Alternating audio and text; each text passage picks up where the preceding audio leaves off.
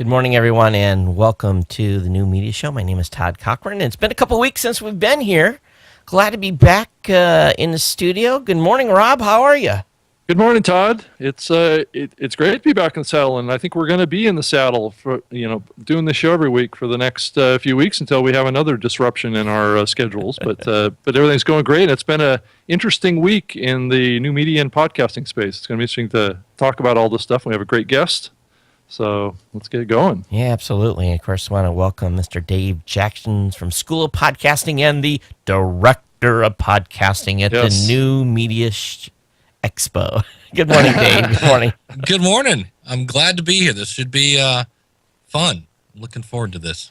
So how I see you're using that mic that you're using. What are you using there? That's one. I think I've got one of those. That's It's the Electro Voice RE320. Oh. So it's not an RE20, it's the 320, which means it's about $100 cheaper.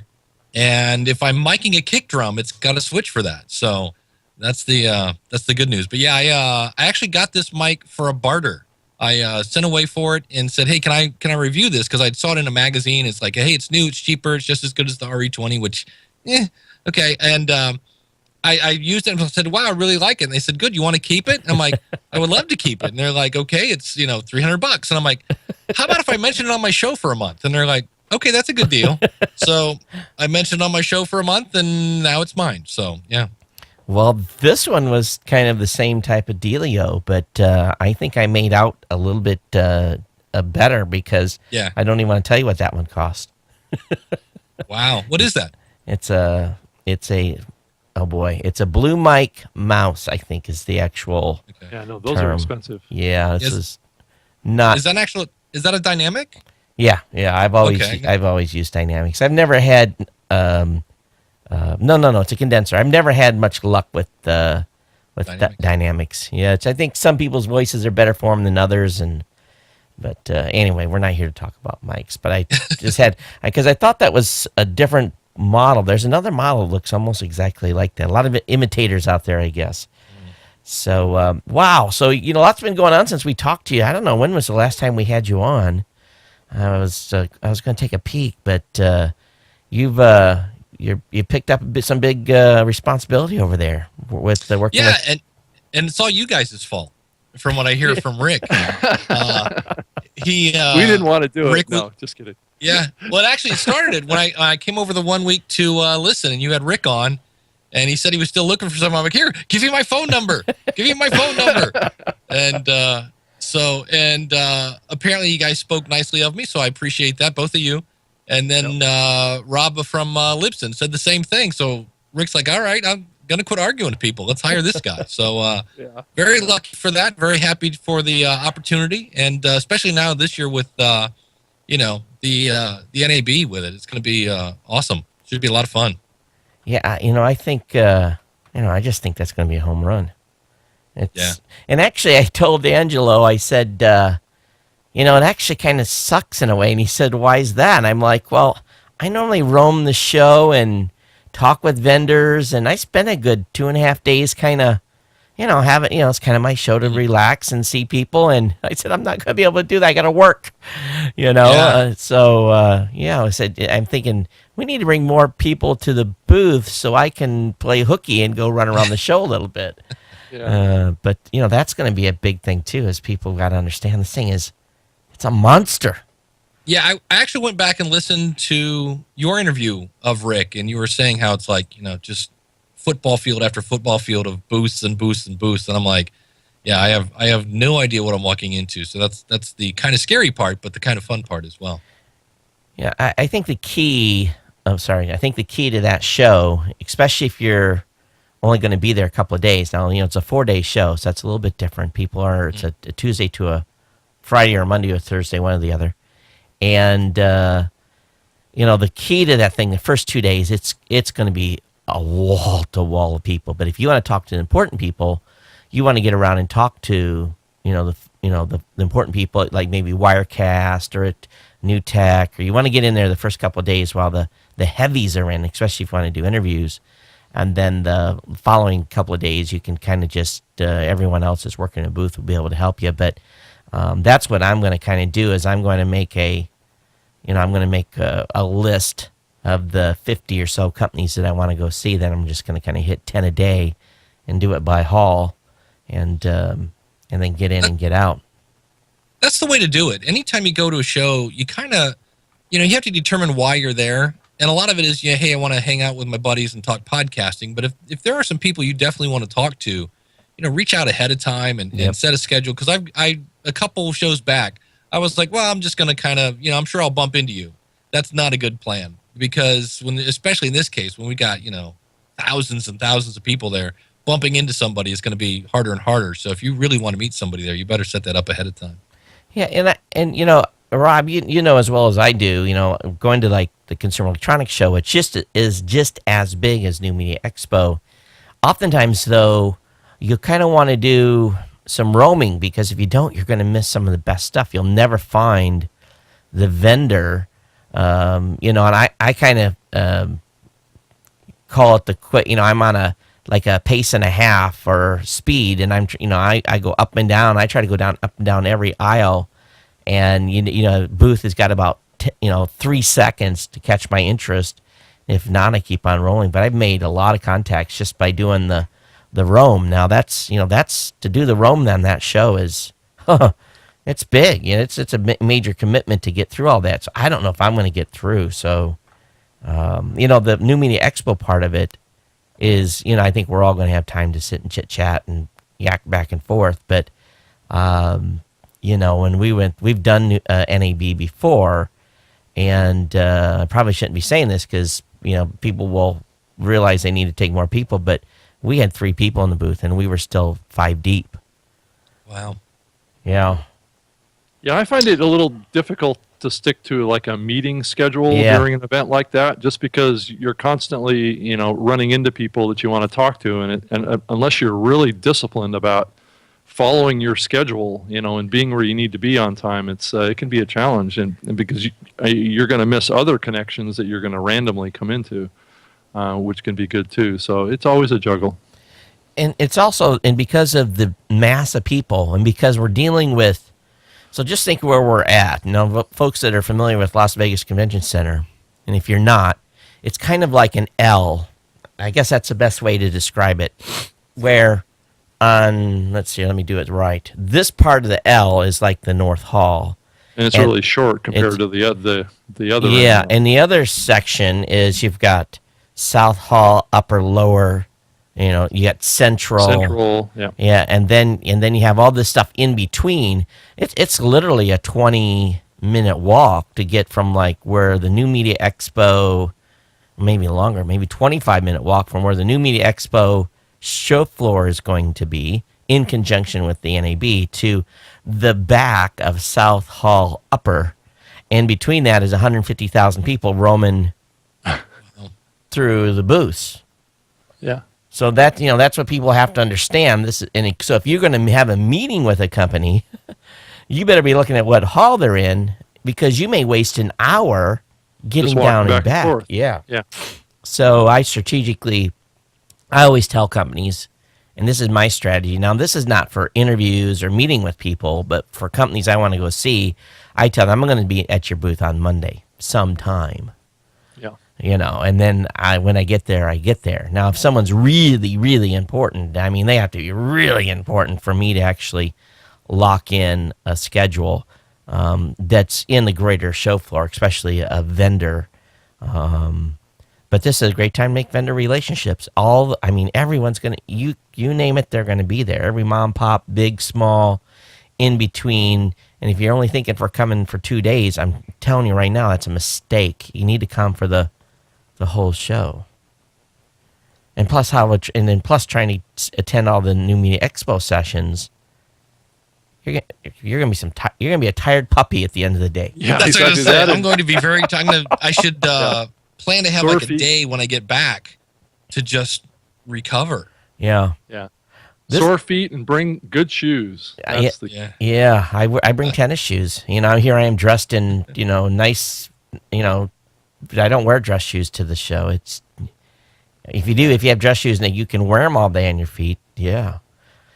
But, I think, too, the thing that folks have to understand as well, and this is my strategy for these big shows like this in Vegas, is I always arrive at least, I have a one full day before the show, basically before the show starts. So if it's going to start on Monday, I'll be there Sunday. I'll actually arrive Saturday night and have a full day. I like to have one full day, and then on the other end, if your schedule allows it, staying one full day sure makes just let you get your brain to wrap around things a little bit better.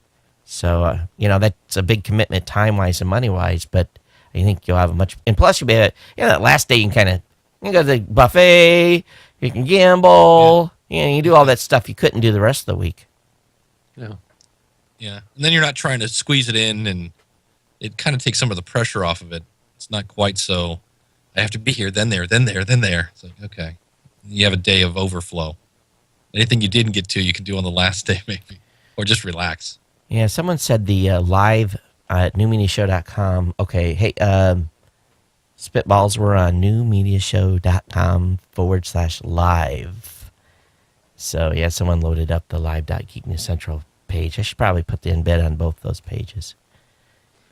So, Dave, tell us a little bit about the process that you've been going through, taking on this new role and kind of where you're at with it and what's... The funnest part is Rick called me up, said, yep, you've got the gig, and then ran away to Los Angeles, and he's been pretty much gone since then. We've had a few phone calls. The biggest thing that I was worried about is, it was interesting because, number one, I wasn't really around for the creation of the form. You know what I mean? I kind of inherited a lot of stuff. And so that's been kind of interesting because there was a little confusion on the form because it said you had to have like 100 words in one section, but at the bottom it said you had to have 250. And I like I didn't make the form. Don't kill the messenger. But my process has been, on one hand, my goal is I want to have the best content, by the best presenters. And I thought about this. I have my sister has a boyfriend who knows nothing about podcasting. Right? He's completely he's just not his world. And I thought, if I brought him with me, who would I want out of all these people to explain podcasting to him and how to grow your audience and how to, what are the best tools and things like that. And then I know, I know a lot of podcasters from the School of Podcasting. And I thought, okay, let's take Ken Blanchard. Here's a guy who's been podcasting for a while, loves it, has been connecting with his audience. Who's going to explain to him like the intermediate stuff, how to take it to a higher level.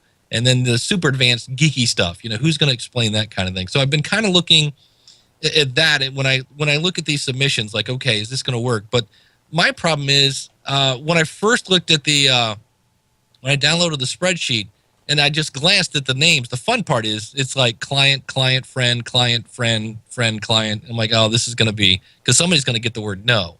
And that's been my biggest worry. So I thought, well, how can I do this fair? I want to try to be as unbiased as I can.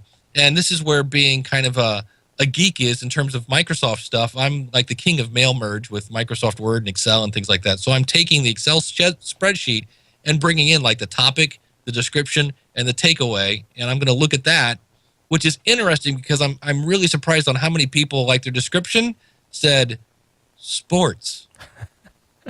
And I'm like, really? That's what you're going to use to entice me to, okay. I'm not going to use an exact title, but let's say it was like 10 ways to, start podcasting today.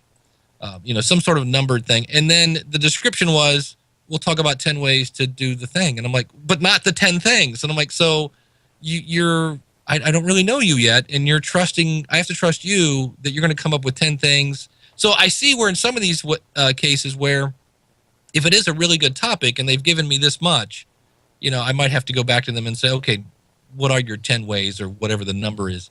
So I'm trying to do this with keeping the names out of it. But then on the other hand, I want to do it the direct opposite. Because on the other hand, right, Rick's my boss. I got to get butts in the seats. So you want those people that have a crowd. Because in reality, if you have an audience, you're probably doing something right, I would think. So let's look at the names and kind of go, yep, it'd be great to have this person. Again, if I go back and think of who would explain podcasting to this person, this would be a good person. and then kind of compare the list. Here's the really good content I found. Here's the really good people that I know are doing it well or have an audience, and then cross-reference those. I think that's where I'm going to start, and then from there, it's going to be based on, as I just now start to sniff the content, like, okay, this looks good, but I need more info. And I think my process is going to be, one of my biggest worries is, I've been to a couple different shows, not so much this show, but I've been to shows where we've just seen people who just didn't prepare, especially with panels. I've seen some really bad panels where I think panels, people think, well, I'm on there with 4 people. It's only 40 minutes. So how much am I going to talk? So, we're good. We all know what we're talking about. We're just going to do it. And, when I've seen I've seen you on some panels, Todd, with Rob, and actually, Rob, you monitored one, and you guys did awesome. You knew exactly who was going to say what, and it was obvious that you guys prepared. And I've unfortunately seen the direct opposite. And so I think one of my roles is going to be is I'm not going to tell people what to say, and I'm not going to tell them how to say it, but I am going to make sure they have something to say. The last thing I want to hear is somebody showed up and just, I'll just wing it and I'll throw some slides together the night before. I kind of want to make sure before you get on that plane that, you're going to have something of value and something that people are going to walk away with that, when I hit the ground back in Cleveland from Vegas, I want to have a list of, okay, I'm going to check out these resources. I'm going to try this on my podcast. I might want to use this service, as opposed to, there is a certain element that you want to inspire people, right? There's going to be those kind of speeches where it's like, wow, I didn't realize you could do that. And I'm really, you want people buzzing on podcasting and on new media when they leave. So you do need those kind of things. You don't always have to have a checklist, but I guess that's the biggest thing. I just don't want people winging it, and they want to walk away making sure that, it's not cheap to get to Vegas at times. And, so that when they walk out, they go, I'm so glad I came here. And then on top of it, of course, there's always the networking. That's always icing on the cake. But I don't want that to be the cake. A lot of times it's, I had an interesting meeting with Michael Stelzner from Social Media Examiner. That I just met him at the House of Blues, and we chatted for a half hour. And that was awesome. But, you don't want it to be, well, you don't really have to put anything out because they're just going to network anyway. No. There are plenty of people coming for the session. So that's kind of how I'm approaching it. And I won't go into the details of what I submitted this year, but I took a little different take this year. In the years past, I've done a couple of 2-3 genres, and I said I've talked that enough. And obviously the new people coming may miss the type of session that I've normally done in the past, but I said it's time to do something different. And that's that's one of the reasons why I submitted a little bit different of a session this year. But I think people too, you talked about getting those one-liner responses, and I spent a week on my submission. I really kind of, in getting the paragraph right, and trying to really encompass what the goal would be.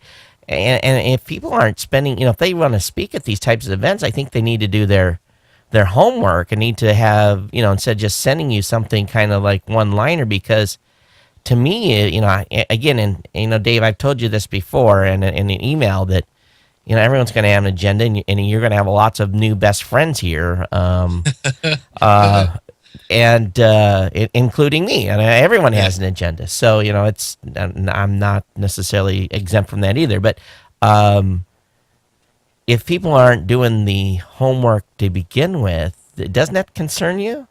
Yeah, that's one where I'm like, okay, I don't want to be completely dismissive and go, well, somebody didn't do their homework because. Right. Maybe everybody has, maybe they had a bad day. Maybe their car blew up. Mine did this week. It was fun. So sometimes you get a little pressed for time. So I don't want to completely dismiss it, but my first reaction was not one of, okay, can't wait to, dig into this a little more. When somebody right next door has, here's this great headline and here's exactly what they're going to get. And I'm like, okay, that's what I'm talking about. This one requires no homework because, we've only got X amount of spots. Right. We've got this many submissions. I'm going to go for the not that I want to be lazy about it, but I'm going to go for the low hanging fruit that's obvious because I don't think I'm going to be sitting there thinking, gosh, if we only had 3 more speakers, I don't think that's going to be the case. Hey, so let's back up a little bit on this topic and and talk about the whole submission process. What's the time window or date window for people to submit topics to the show? Is that actively going on right now? The bad news is yesterday was the deadline. Oh, the 24th. Yeah. Okay. So it's been up for most of October, because Rick kind of brought me on, and it was pretty much, I think, that weekend. Yeah. So it's been, I'm going to say 3-4 weeks maybe. It hasn't been a huge window, but we've got the word out, and I talked about it, and tweeted, and if in theory, if you plan on coming here anyway, or if you wanted to speak, you've kind of been watching the news, and there's been plenty of news, obviously, with the sale of the Podcast Awards. Media Expo has been in the news all over the place. So it wasn't like people knew it wasn't coming in April. In theory, if this is your, community, you should be watching that. I mean, I always watch PodCamps and all sorts of other different places that I've spoken at. I keep my ears on those. I keep my eyes on those places. Because if I'm going to that and I want to speak at it, again, you kind of got to do your homework. So yeah, at this point, the door's closed. I'm sure we'll have somebody that'll be like, I live in Switzerland or whatever it is, that'll, I'm sure I will get some of those. But I was told by Rick it's a pretty hard deadline. And part of it too, I think it goes back to Rick has to get this stuff up online in order to draw. It's all about selling butts in the seat.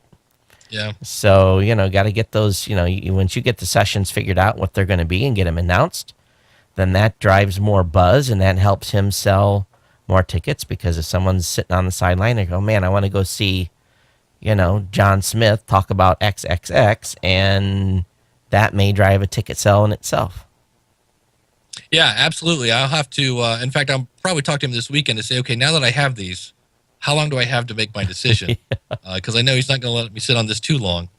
But because that's the next thing. Now we have to start explaining, here's who's coming, here's who's speaking, here's why this was picked, and of course then I will start answering all the emails. I can't believe you didn't pick me, which will be a fun little exercise to go through for me. But I've spoken to a lot of people. That's one of the great things. If you jump into something that you've never done before, because this is new for me. You just start talking to people who've done it in the past, and you can get a lot of insights. And, I spoke with, Jared Easley, the guy from Podcast Movement. I said, how did anything I can pick up from the process? Because in the end, it's still my decision. But, I've spoken with a bunch of people who've done different shows, and it's not always media stuff, but just shows in general. And how do you handle this?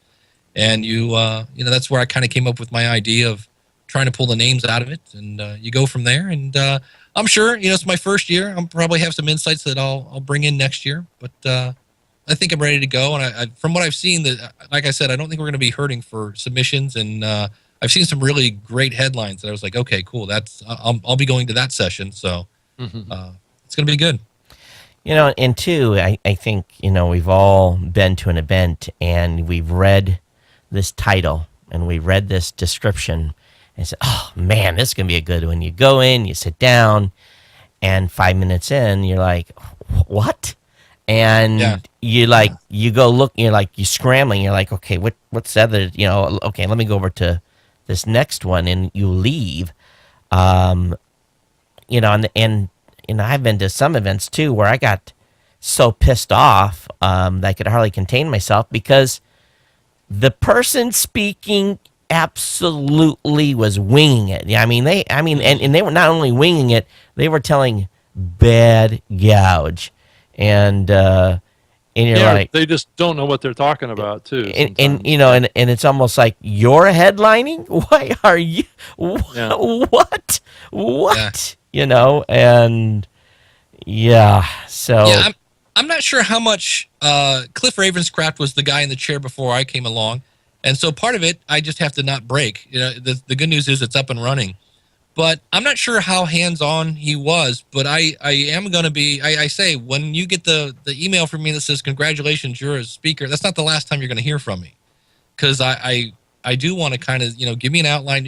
I have, once this is done, I want to have a schedule that's like, let's work, well, you're an old Navy guy, right? You do it the way the military does. Here's my here's my mission. Now let's work backwards. Yeah. You know, if it's in April 13th, by March 13th, you should probably have, you should have your slides done and be just at this point working on the presentation. So if your slides are done in March, that means by February, you should have your content done, which means, and just kind of work it backwards. So if I, phone you up in February and go, so, can you shoot me over your expanded outline? And they go, oh yeah, it's just on a napkin. I'm going to be like, that's not, it's time to, take this serious and let's go. And again, I'm not going to tell you what to say or how you present it, but you definitely better start working on, how this is going to work in your focus and your topic and things like that. So I hope I don't come across like a drill sergeant, but my biggest worry is exactly what you talked about. It's just somebody winging it. And I don't know if it's my background's in teaching. I don't go into a classroom going, well, we'll just figure it out. Or I'll just ask my students. I'm sure they have some content that they can put in, and I'll work it into the class. And it's like, I was at a presentation once, and they said, if you have any feedback or insights, come on up. And I kind of get that. I was like, okay, they're leaving it open for questions. There's nothing wrong with that. But then the longer you were in there, it was like, oh, wait a minute. They're really banking on the audience being a big chunk of the content. And I'm like, that's, a lot of times if you're going there to learn something and you're asking us, what do you think about this? You're like, I don't know. I came here to learn about it.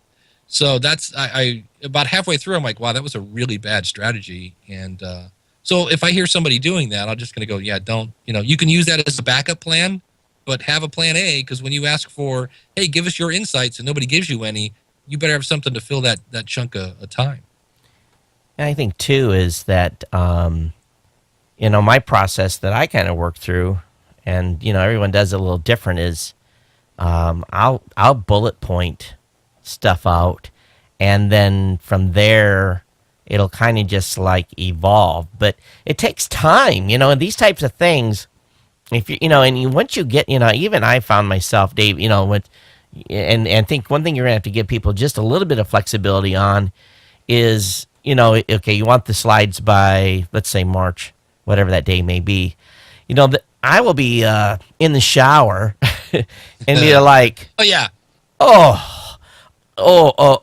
look, you jump out of the shower, grab the towel, you're dripping wet, and you write something down because you're like, man, I missed that, and then you change 3 slides because of it. And what is it about showers? That's where all the best ideas come from. It's like, it happens to me too. I think you're relaxed. You're just, you're like, this feels so good, and you kind of chill out for a second, and I absolutely, because I'm with you. I think at Podcast Movement, I think I added a slide, the day before, and same thing. I don't know if it was the shower, but I'm like, oh, this would be an awesome way to demonstrate that. And I think what I'm really looking for is just movement. Yeah. Just the fact that you're working on it, and you're not going to wait till, you're not going to fix it on the plane.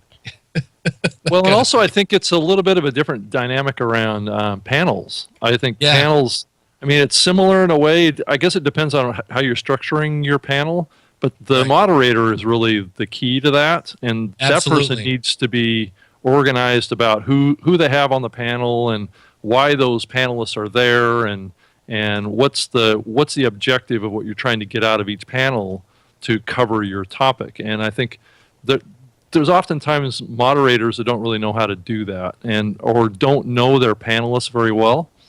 And I think it's really important to kind of outline that. And I know, Todd, you and I do panels all the time, and I've been moderating panels for years and years, and it's always really important to kind of get what you need to get from each panelist, and then structure that to kind of a progression that you go through to make sure that you get what you need out of each panelist. And it's definitely a skill. Not everybody has that skill. And what's hard about panels too is as the person, like you're the moderator, Rob, and being a panelist participant, you got to understand, you got to get your point across, you got to get it across fast, and you got to shut up because you've got 3 or 4 other people. And I've been on a panel before. Well, I just wanted to punch the guy that's sitting beside me in the face.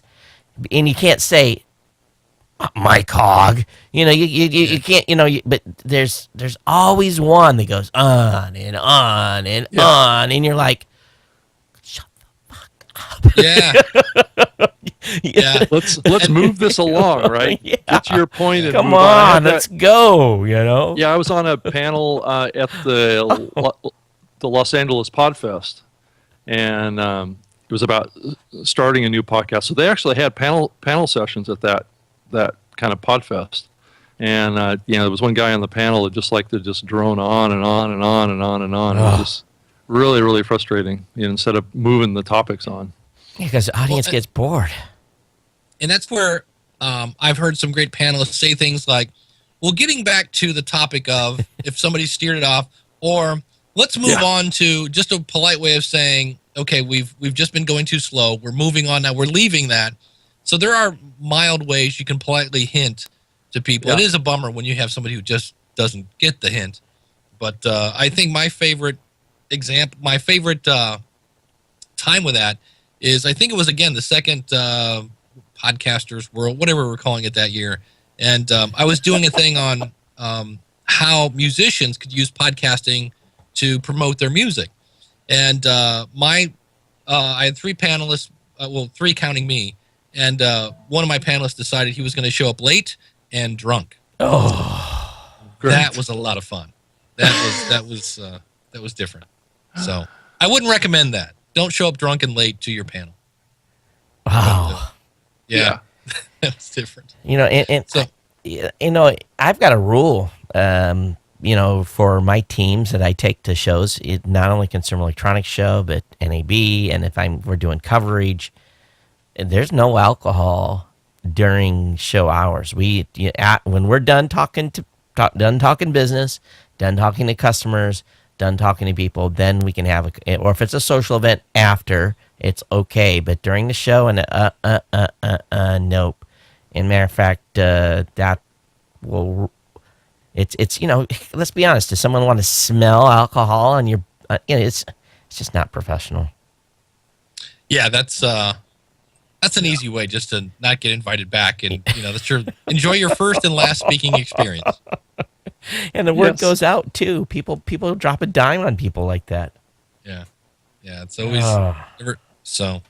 But I was thinking, Rob, we'll have to chat sometime, because I've seen you moderate panels, and you always do a great job. So I might pick your brain to get some tips for people that are moderators. And you already threw out a good one, which is you kind of have to know your other panelists, because you might have somebody with a huge experience, and somebody asks a question, and you go to panelist number 3 when you have a ringer right in front of you. If you don't know that, because you are kind of playing the content based on what the topic is, and you're also the referee to make sure that the mic hog doesn't take over and things like that. So we'll have to chat, because I've seen you moderate a few, and you always do a great job. So.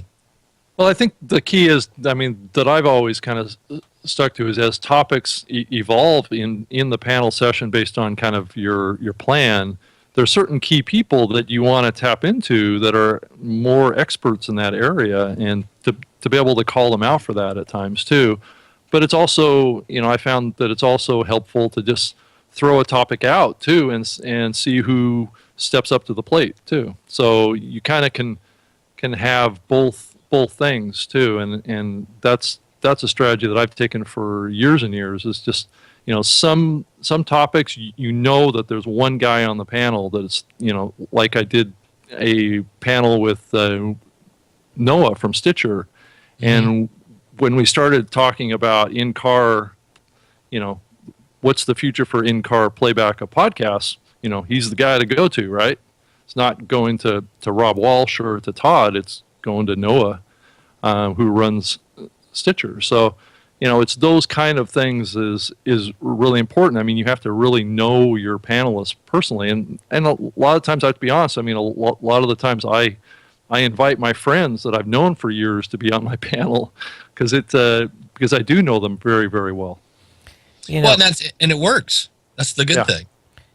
One thing I had a challenge with at Podcast Movement was I was supposed to have 2 people in addition to myself that was on a panel, and literally at the last hour, one of the panelists couldn't show up, and it was the primary guy. I had the guy and a like someone else in the food chain, and I ended up with the second guy as the primary. And I had really planned. I had some very, very specific things I wanted to talk to with one person, and so I really I was. What do? You're kind of screwed. So you have to kind of do the best you can to make sure that the panel gets as much. The audience gets as much value as possible. So I had to change up my question strategy quite a little bit with only having one person, and that it makes it more difficult too when you've lost a person in the panel, because emboldens the other folks or in my case, to talk just a little bit too much on a topic. Yeah, when I spoke with Cliff, when I kind of took over the baton, I sent him a message, said, can we get on the phone for like 15, 20 minutes again? Because any mistakes that he's made or other people have seen, by all means, let's see if I can avoid those. And he said one of the great things about it, he says, do your best to do your planning and get everything set, and realize that nothing's going to be completely 100% set until maybe the week before. He goes, and then probably about 2 days before, something's going to change. He says, so just you're going to have to be flexible. You can do the best you can to plan, but emergencies happen. People can't make it. They had their tickets. They were good to go, but whatever, something has happened. So that's one of the things I'm trying to figure out, what to do with a plan B. Do you go to somebody and say, hey, that would be, I'm not sure how that would go over to say, hey, I'm really sorry. You can't, we haven't selected you to be a speaker, but we'd like you to be an alternate. I can see a lot of people going, you know what? I got your alternate right here, Dave. So I'm not sure how that's going to work. Hopefully we won't have that problem. I think that's one of the things that, most people, I'm assuming, if they've submitted, they're planning on coming. But the good news is, I know last year we had plenty of people coming and then they couldn't get there because of the weather. I don't think we're going to have that problem being in April, so that'll be a nice touch. But that is something that I haven't quite come up with. And if you guys have any insight, I'm always open for that. But knowing that that's probably, hopefully, but, it's a probability that somebody may at the last minute bail. How do you have a presentation in your pocket unless it's one that I'm doing? I thought about that. I'm like, well, maybe I'll be the plan B. Have one ready, and if somebody cancels at the last minute, go, hey, guess what? Today at 2:00, I'm talking. But I'm like, not sure if that's a plan B or not. But, well, Dave, if I didn't submit a panel submission this year, so if you want to have a backup, I'm volunteering. There's no State of Podcasting panel?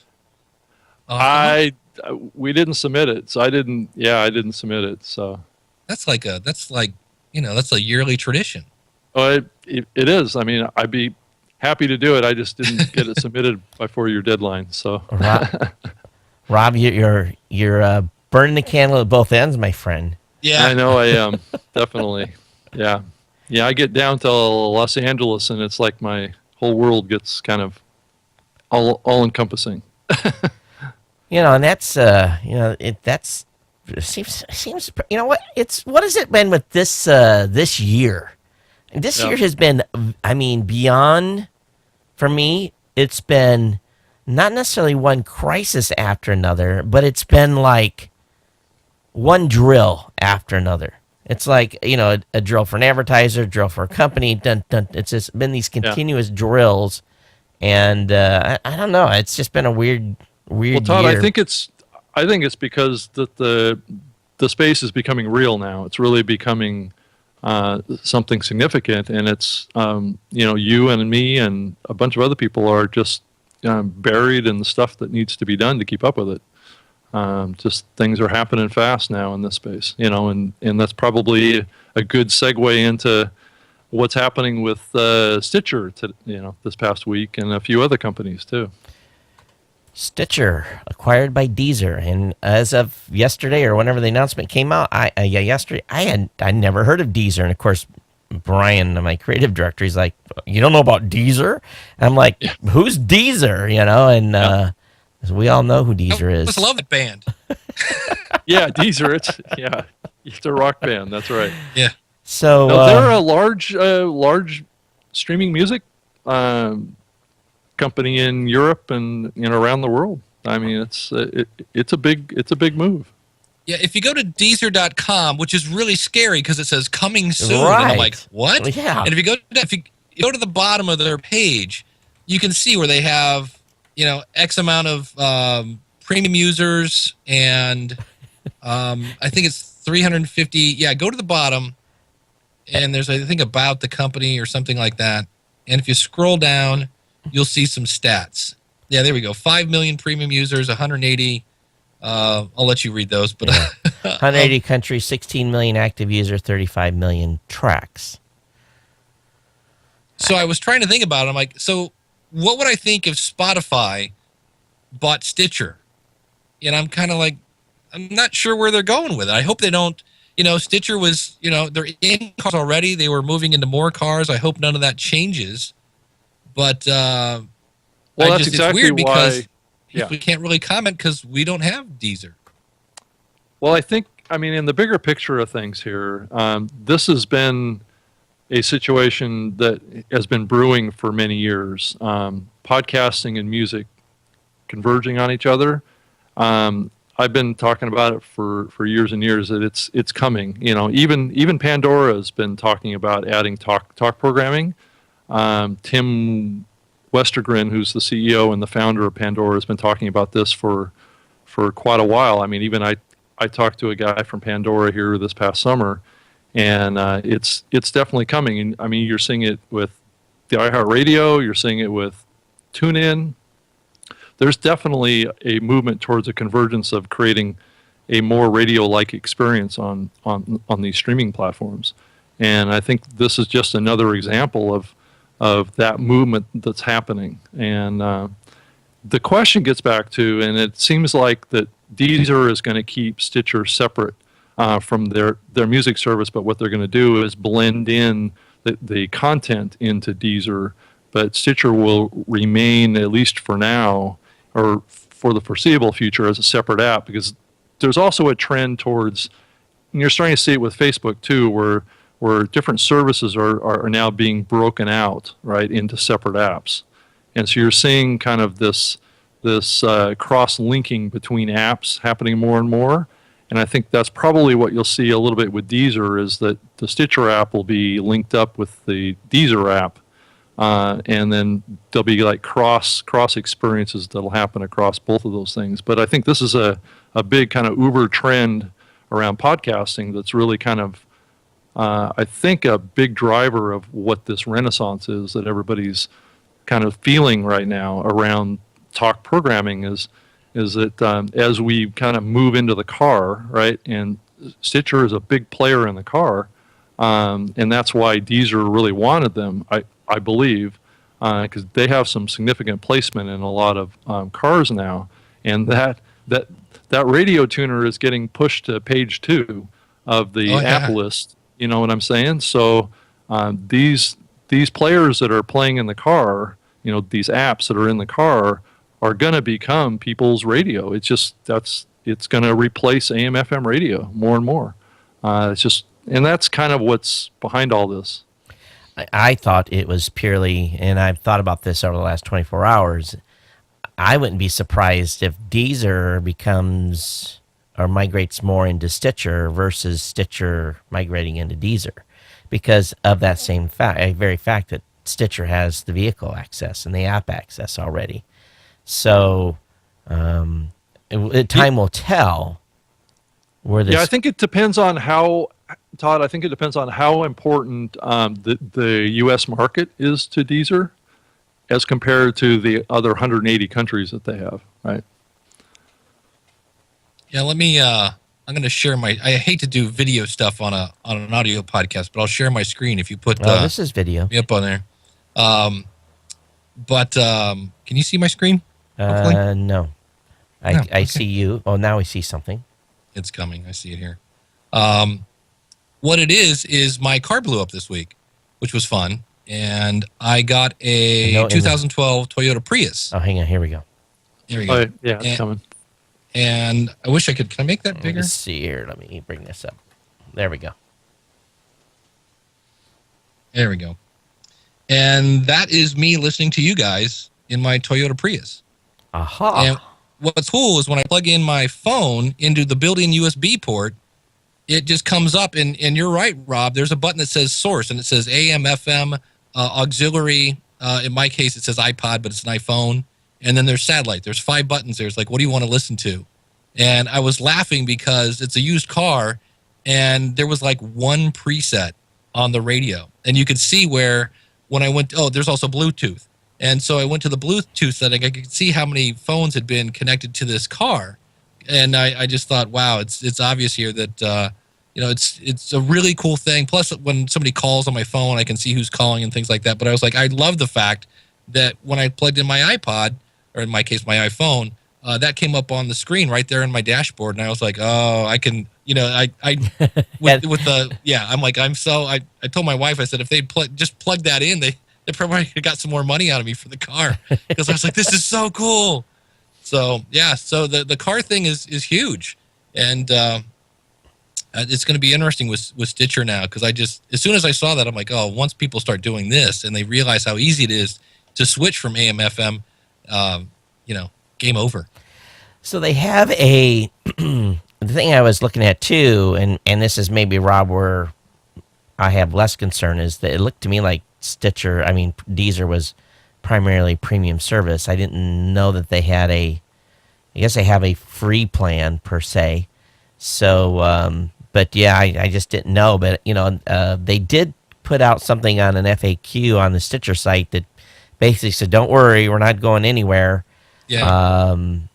But, here's and I got scolded by my guys because, I had mentioned a couple of times that, that they had, their last round of money was, quite a while ago. And 2011 was the last time they had I think it was their C round. And I actually had heard something about them borrowing money, and I was actually trying to find the article, and I don't know where I had heard that. And the guys were like, don't talk about other companies almost out of money. And I'm like, well, it's, I thought it was pretty much public knowledge, but they were probably pretty close, don't you think?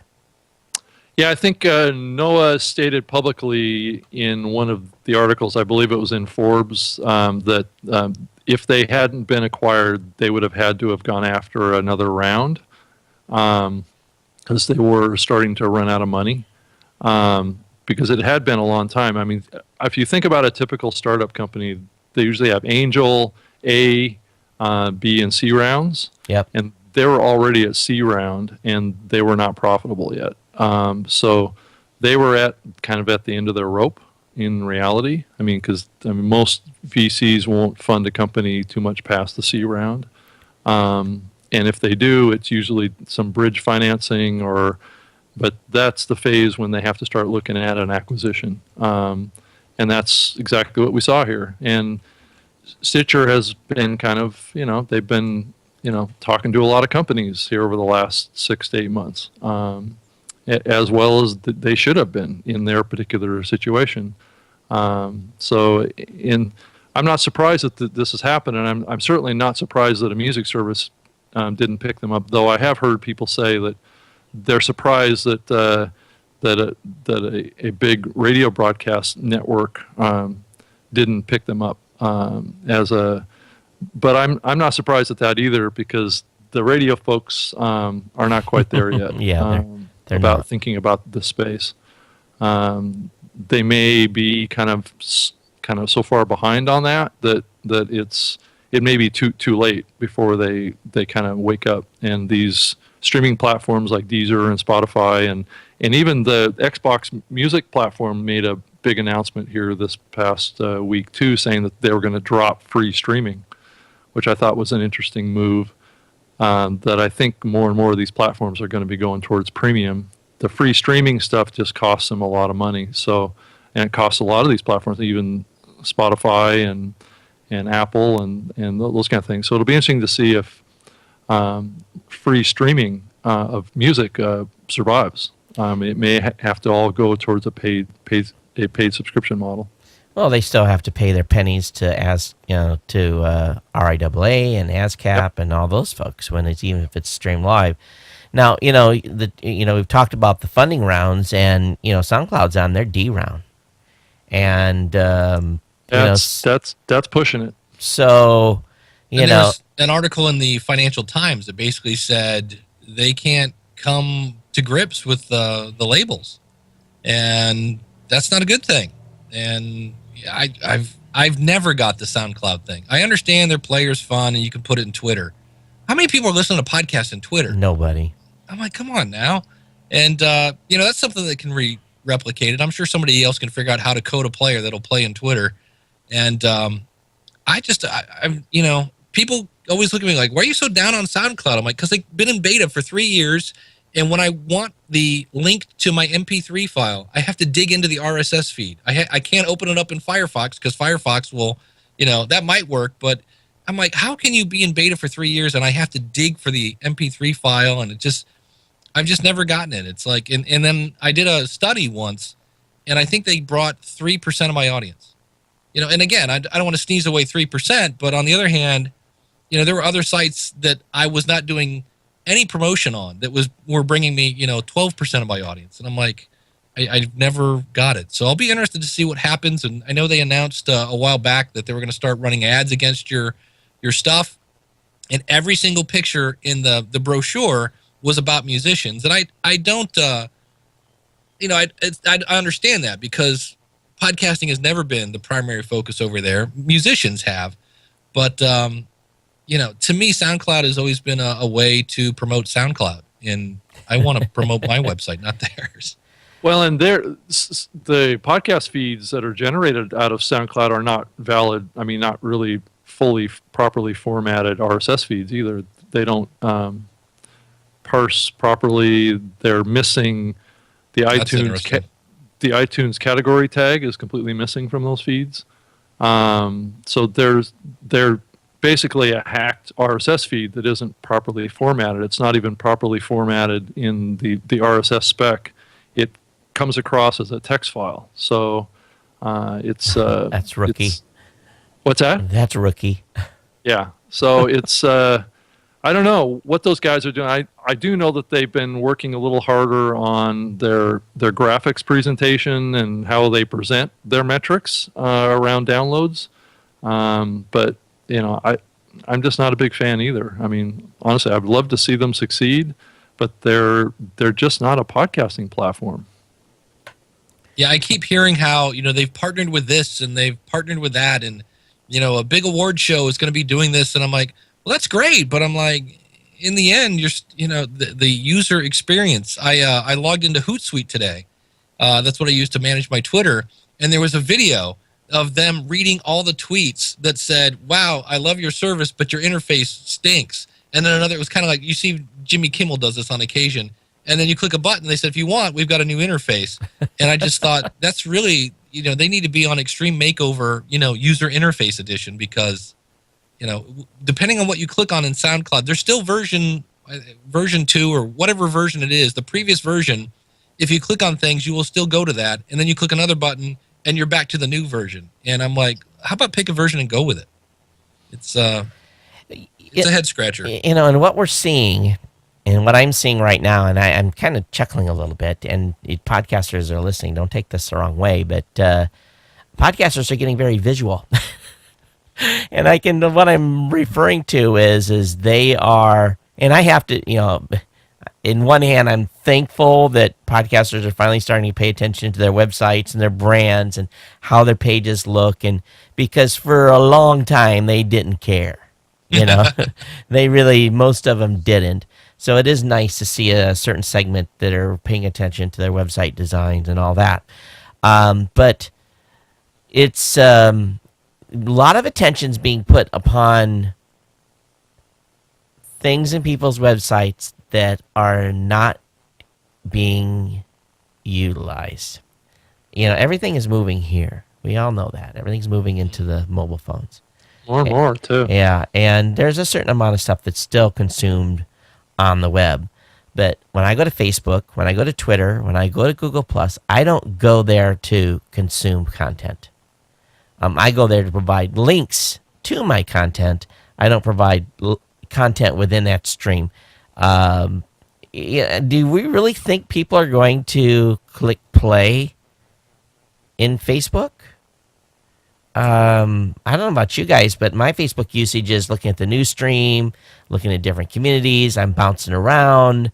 I'm not hanging out on a page. Yeah, Todd, I hear the same thing. I hear a lot of people saying, the key to podcast consumption is to have an embedded player in Facebook, which is a whole nother, it's a whole topic that we can talk about here. I know that there's only a couple of streaming companies that have access to embedded players in Facebook, and that SoundCloud is one of them, and Spotify, I believe, is another one. Those guys are kind of grandfathered in, but I know Facebook is basically locked out any other player experiences in there except for video, right? You can't really embed an audio player in Facebook. They just won't let you do it. And from what I hear, there's no prospect for that in the future. They're moving the opposite direction. They may remove the ability for SoundCloud to do it too.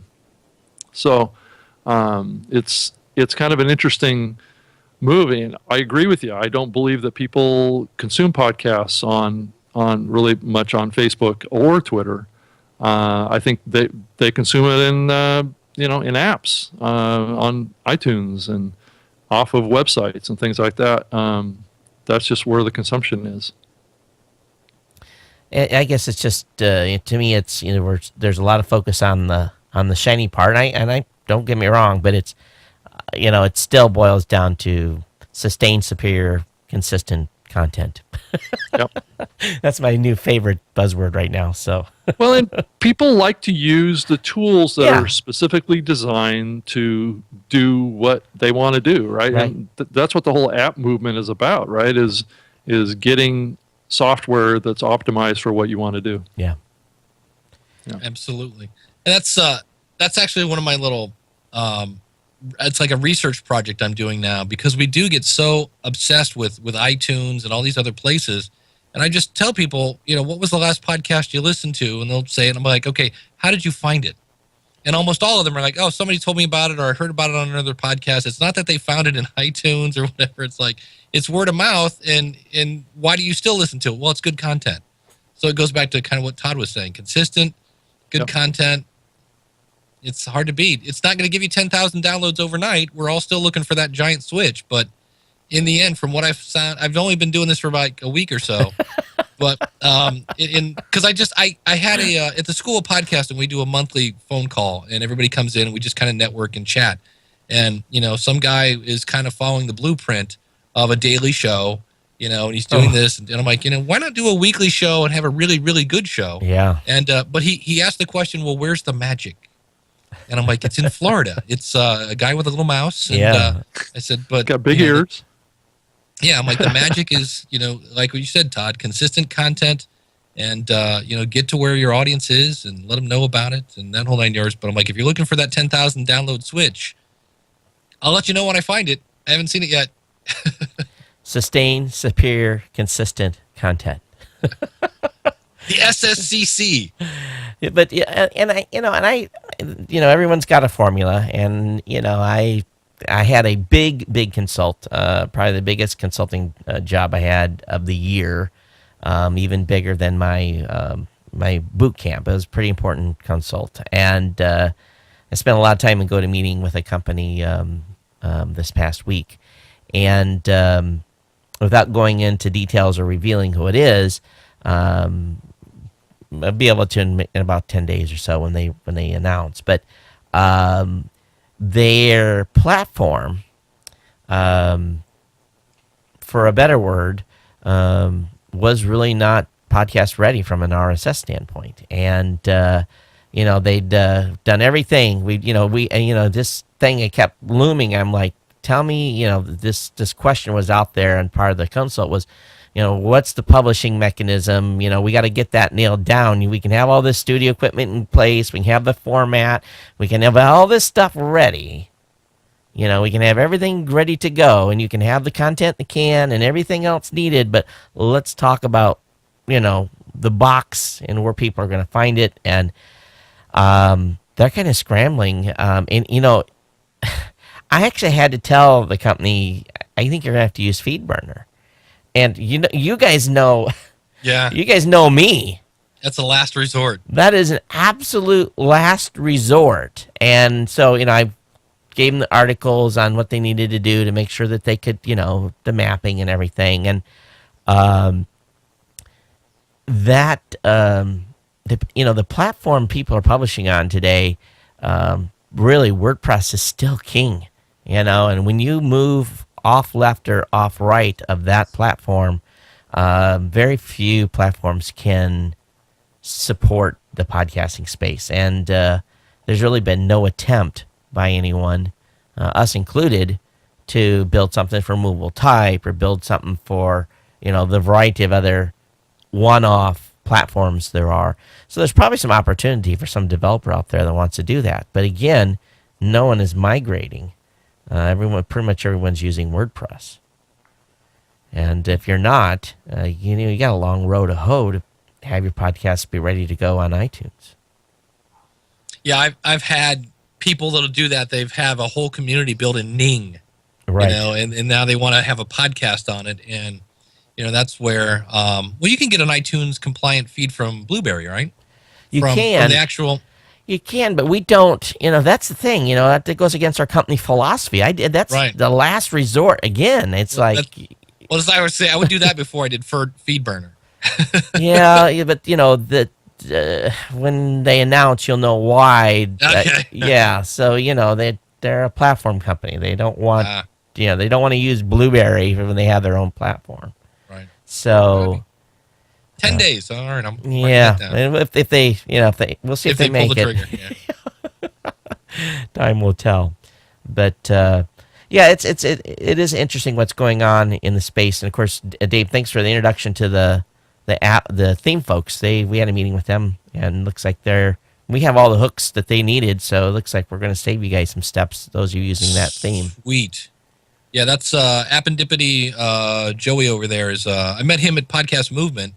And I've been looking for a theme, and he told me about this one. It's called Podcaster Pro, I think, and started playing with it. And you're looking for something that's flexible, that I can change the colors, an easy player, and I want to change my banner, at the top, things like that.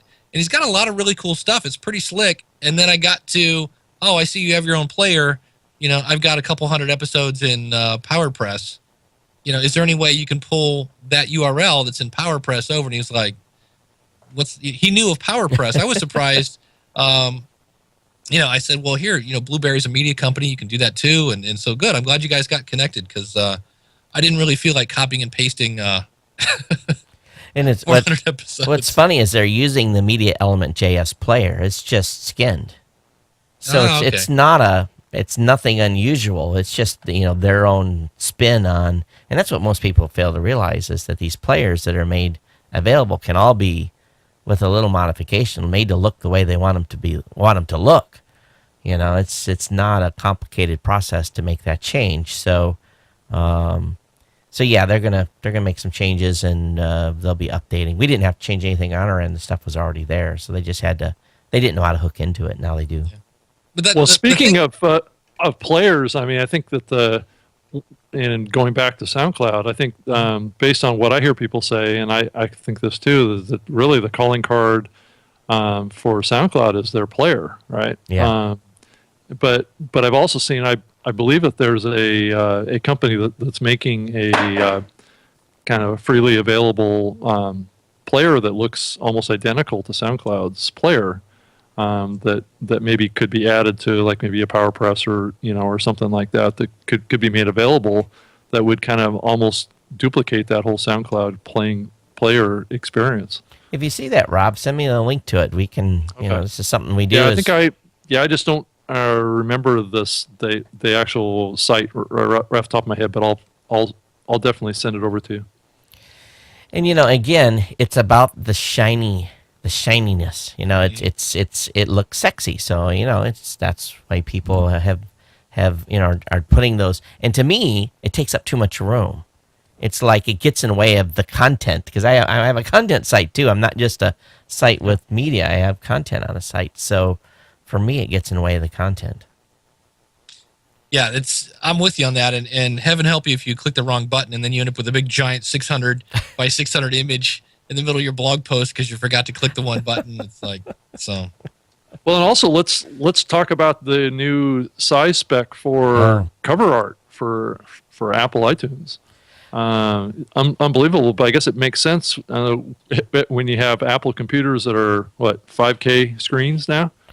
It definitely starts to make more sense to have a 2,000 pixel cover art image. Fortunately, they didn't make it mandatory. It's 14 by 1400 As a minimum spec. to 2048 by 2048. So at least they, and then RGB, JPEG. I don't think you're going to get a PNG file at 2048 by 2040, even RGB below 512. But JPEG is the only way to go on that. Yeah, it's basically just make your artwork the size of your head, and you'll be fine. Yeah, that's a good rule of thumb, right? Well, and what's funny is we've done some snooping, and matter of fact, not necessarily snooping. We've, Apple and us are now talking almost weekly, and they take the image file and they make 3 sizes of it. So they take your master, and then they make 3 different sizes, and it's used depending on the size that they make, is used in different locations. Yep. So what really the reason and ultimately why they want that 2048 or 1400 by 1400, they want the highest resolution possible before they start scrunching and using wherever they're going to use it. So it's not necessarily they're going to put a 2048 by 2048 image on a screen. No. They're going to resize that image, and it's better to downsize than, as we all know, to upscale. Upsize, yeah. You upsize, it gets funky. You downsize, you keep the quality. So well, and it also could be a little bit of a clue that maybe there's some big improvements coming to Apple TV too. As the TV industry moves towards 4K screens more and more, there's also a need to have a larger graphic for that experience too.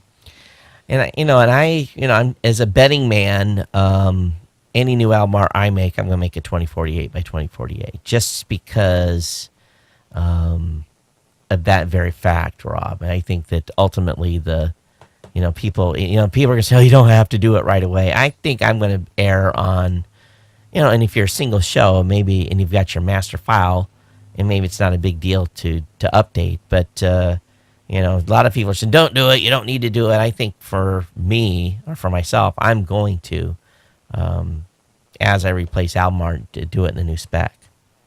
Well, the other thing you want to make sure, I wish I could remember what the symptom was, but Angelo had told me how something wasn't showing up right somewhere. I forget what the problem was, but the person had put their 1400 by 1400 in the MP3 file. Right. And it took up too much room somewhere. It was, in the header, yeah. Yeah, something had messed up somewhere. And so I can see now if somebody just takes their one size fits all, 2048, and they throw that into the MP3, that's going to cause issues somewhere down the road. If 1400 was doing it, I can only imagine what doubling that is going to be. So that's why I always use like 600 by 600. I'll throw that maybe in the, and that might even be too big for what you need, because that's the thing, like when I showed on the card, I think that's what's showing up in the dashboard and on your phone. So you could probably get by with 300 there, 300 by 300. But yeah, you got to be careful about just using that one file for everything. It'll cause you a headache. Yeah, I have them listed that are feed ID3. Yeah, I have different versions. And that's probably something we probably should talk about more. It might be worthy of an article, because what ends up happening there is it's not necessarily that it's going to be too big for the ID3, but what happens is when they query the file and they pull the metadata out, all of a sudden it's too big and it breaks systems that maybe can't handle those bigger images.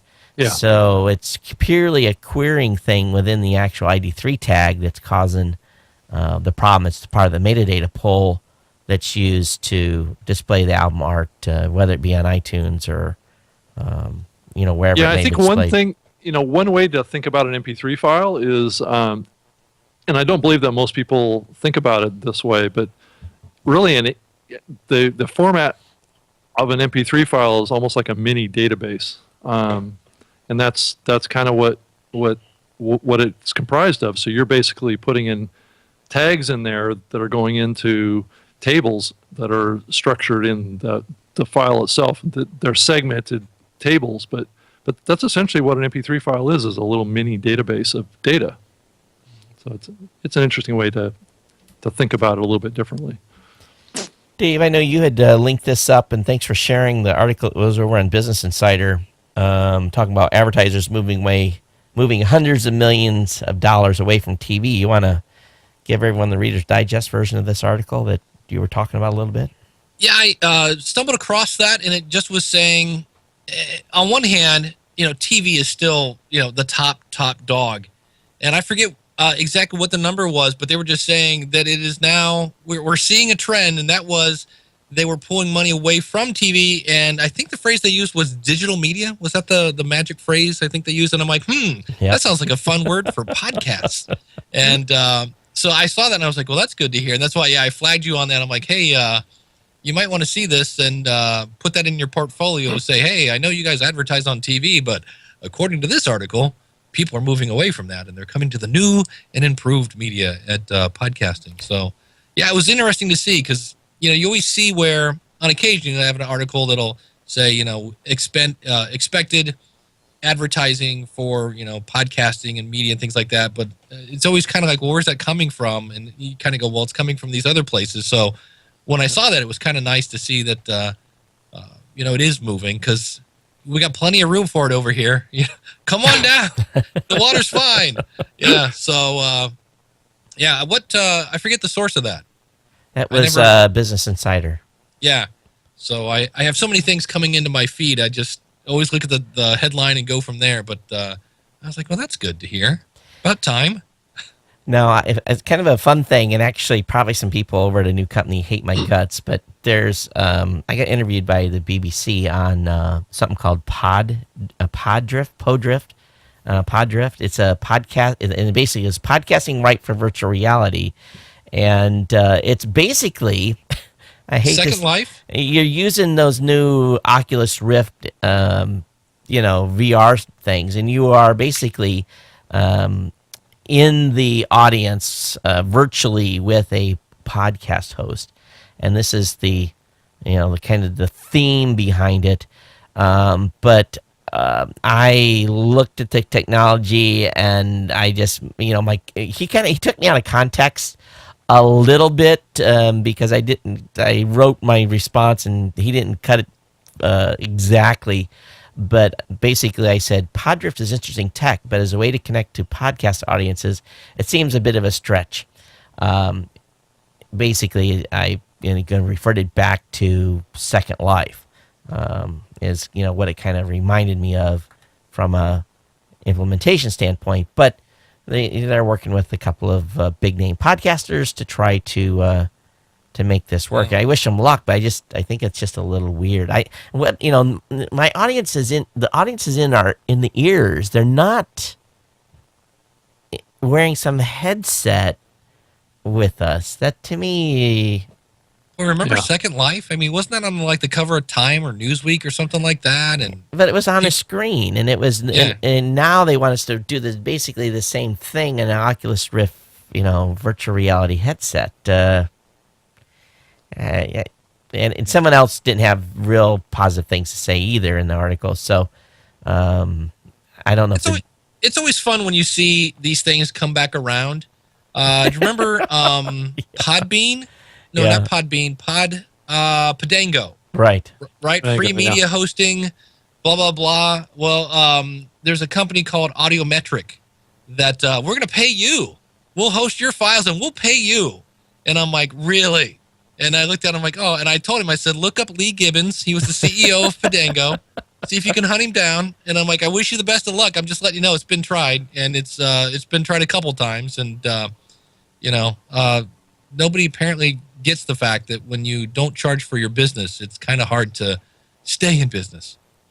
Well, especially when those hosting bills increase not by hundreds of dollars, but by a zero or two. Wow. When that decimal point moves right, or better yet, the number on the left moves left. It's you got to have a business to support that kind of a monthly billing statement from a CDN. Well, and it always sounds cheap. We were talking about Joey from Appendipity Themes, and he was saying how when he first started out, he was using Amazon S3. Right. And he said, and all of a sudden he got popular, and that was the end of that real quick.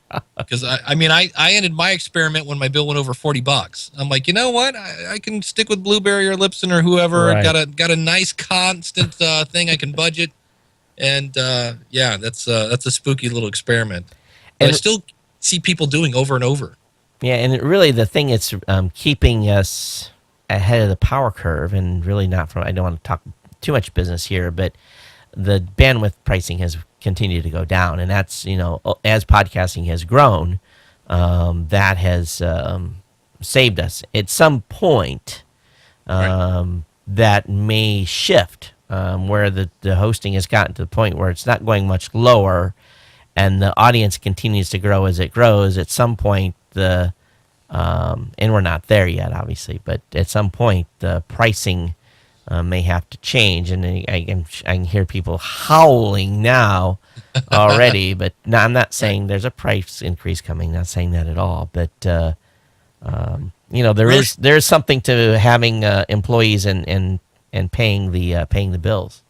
So did you guys hear about the article that I think that came out earlier this week about podcasters? Actually, Slate did a little test with a couple of the carriers to bonus bandwidth to users of and listeners of the Slate app to for certain shows or certain apps that the content provider would actually pay for the bandwidth on mobile for a listener that wants to use their app.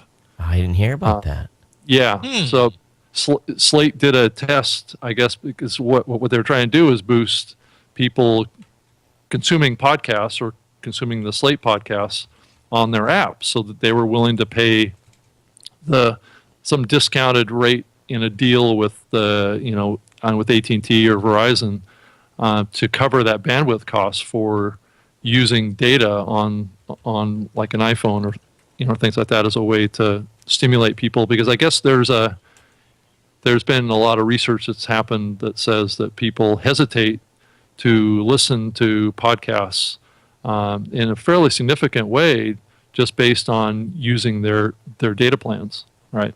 So unless they're connected to Wi-Fi, which isn't going to cost them any extra, they're less likely to play a podcast on their phone when they're not on Wi-Fi. So the potential answer would be to cover that bandwidth cost on the part of the listener as an opportunity to grow listenership. Yet people listen to Pandora all day. Yeah. And also at the same token, podcasters that are encoding at 256 kilobits per second. Yeah. I mean, it's a much more complex question, but I guess it gets back to if a podcast app or a podcast platform or a show is being adequately monetized, right, there could be an opportunity to grow your audience just based on offering free data, right? So Slate obviously paying, because Verizon or T-Mobile is not going to do that for free. So they're paying for that bandwidth. I wonder if they're paying consumer pricing for that bandwidth. I doubt it.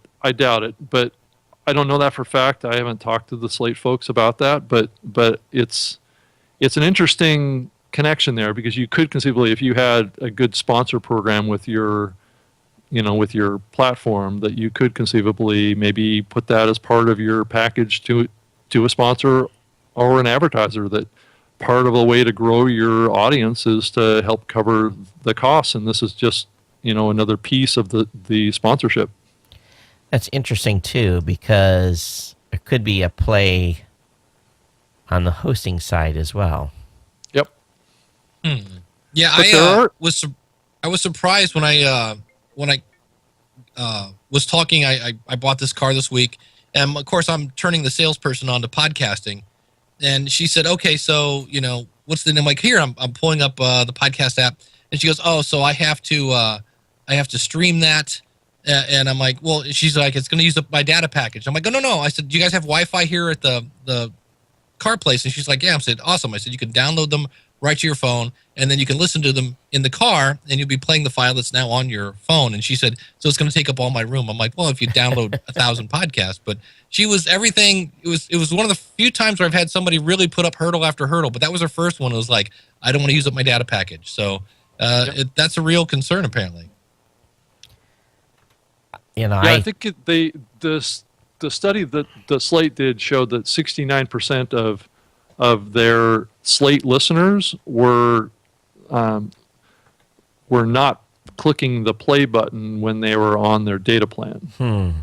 They were typically clicking on to listen to the podcast when they were on Wi-Fi.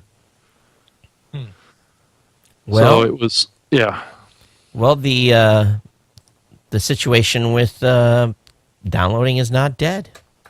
No, it's not dead. No, clearly. I mean, if I look at the numbers that I see in iTunes, it's still 2/3 download. And this may account for some of the stuff that we've seen. We've seen I know what the exact percentage is. I'm not going to say it on the show because I will be shot. But we see abandonment rates on mobile. So in other words, we see the initiation, and then we see the stop. And there is a non-insignificant amount of abandonment on playing mobile, as you said, Rob, the stream. So sometimes what happens, so for example, they hit start, oh, wow, oh, stop. Yeah. So well, I think that, this has been the case with podcasting for a long time, and I've wanted this to be something. I think that when you think about that, I think what you're really seeing is people sampling content. Not even sampling that long. But that's exactly what it is. I mean, it's been in the music streaming services for years, is to play 30 seconds, right, to get an idea of what the song is. Yep. And I think that's what people are doing with podcasts with this play button, but the real consumption is happening on people that are really engaged with the content, right, and are willing to download it on an auto subscription. Those are the people that are actually listening to the shows. Yeah. The people that are clicking the play button are just sampling. Yeah. It's kind of that's what I think is going on. And the abandonment rate can only be determined by actually processing the log files, and that's that's something that is that we're watching considerably from our perspective. It definitely and it's not a metric. Well, it's a metric we're going to have to continue to deal with, I guess. But and it's maybe Slate is the first ones to make sense. It does, but it's also going to increase costs, right, for the content provider. And I don't know, Todd. I mean, we keep talking about bandwidth rates going down, but based on the numbers that I've seen, the cost that mobile subscribers are paying for bandwidth is only going up. Right. So we kind of have an inverse relationship going on here. The cost of delivery for us as content providers is going down, but the cost for the consumer for this data is going up. So essentially what Slate is doing, and I hate to say it this way, they're paying a toll to the troll. Yes. To get the bandwidth free. It's another shot across the bow of network neutrality too. I mean, if you think about it, I mean it's paying the wireless carriers to deliver data. There's such a I can go on for a couple hours on this topic alone, just without any man. But aren't a lot of the carriers though? Isn't like AT&T? I think Verizon now has a thing where they'll double your data. Isn't that like the big promotion that's going on right now?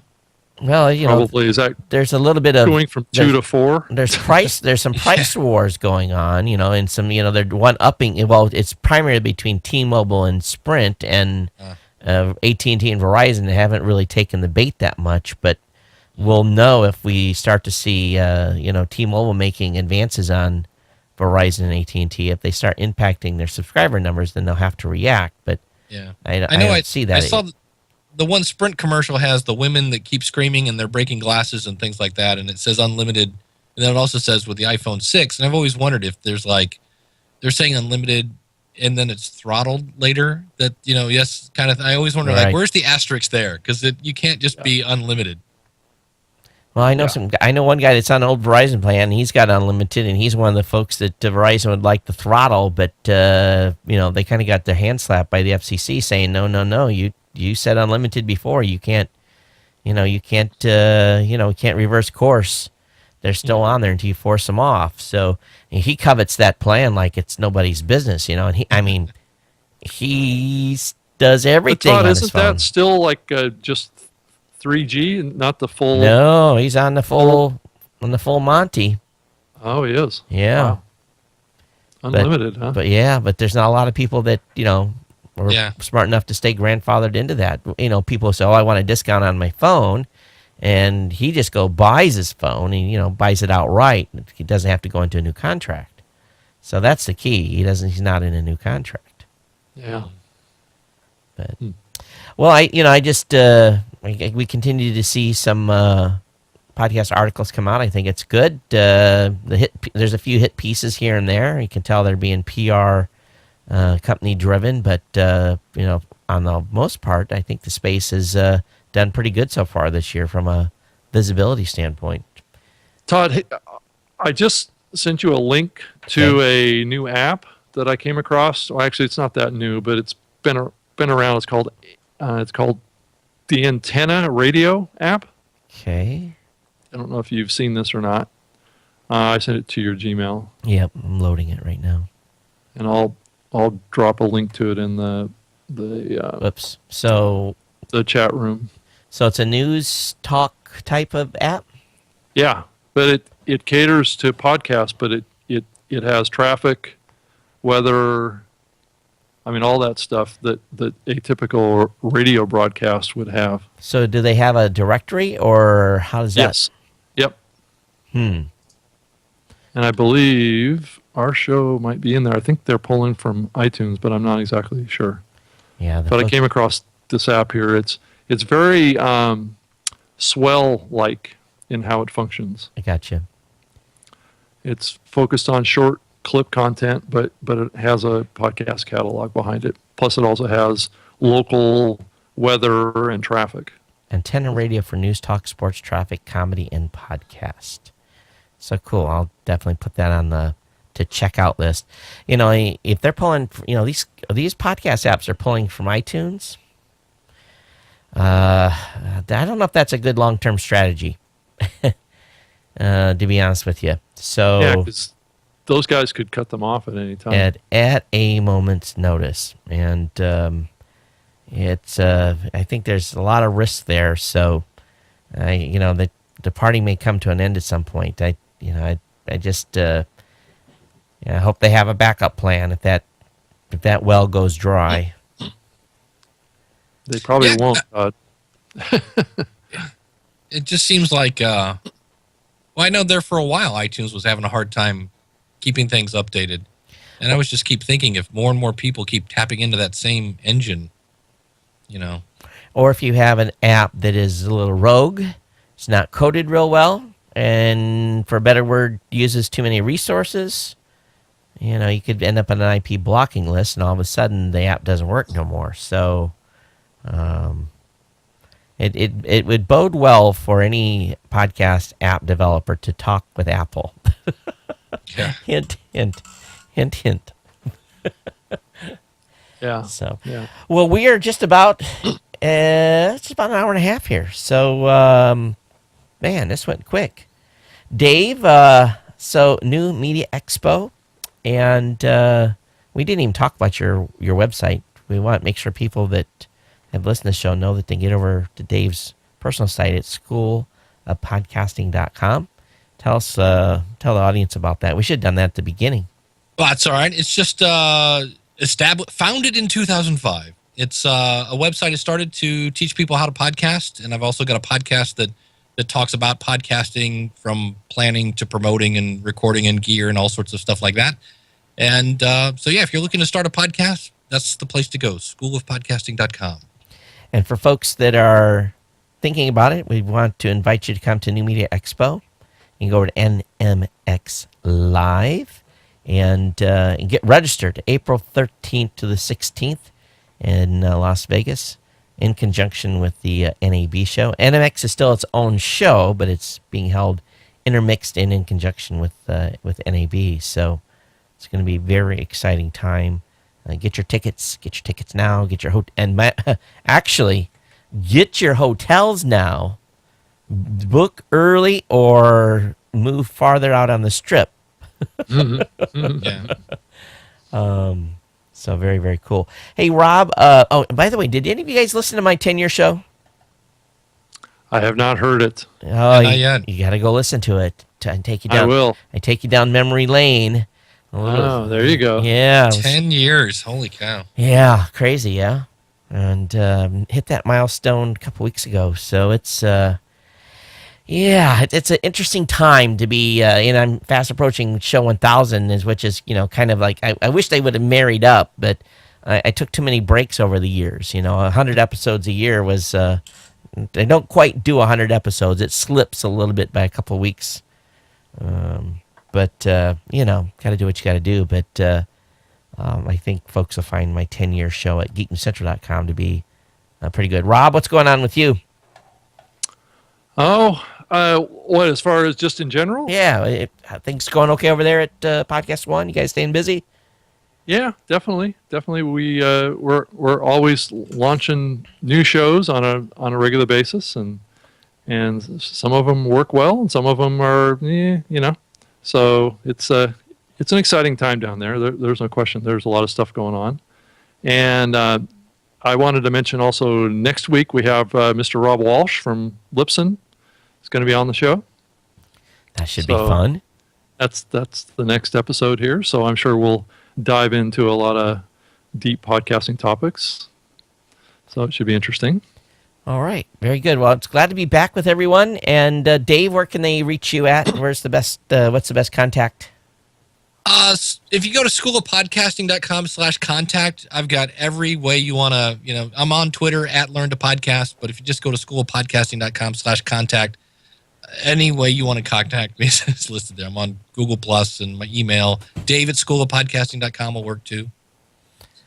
All right, very good. So you can reach Rob or I here at Todd or Rob at newmediashow.com. And, of course, at Geek News is my Twitter. Rob, you are at Rob Greenlee. Yep. And but glad to be back with you. And we're going to wrap the show at this point. If you have any comments and questions, definitely forward them to us. But thanks for being here. We'll see you next week here on the New Media Show. Everyone take care. And from here from Hawaii, aloha. Bye.